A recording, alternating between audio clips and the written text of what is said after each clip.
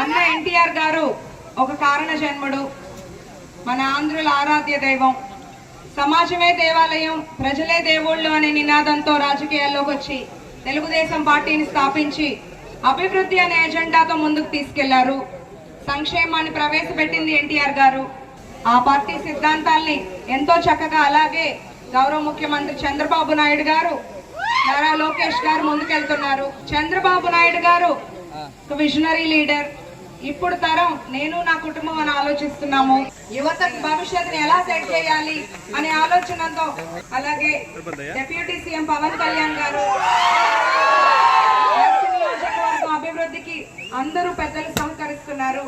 నారా లోకేష్ గారు యువతకు ఇచ్చిన మాట ప్రకారం 20 లక్షల ఉద్యోగ అవకాశాలు ఒక సంకల్పంగా పనిచేస్తున్నారు.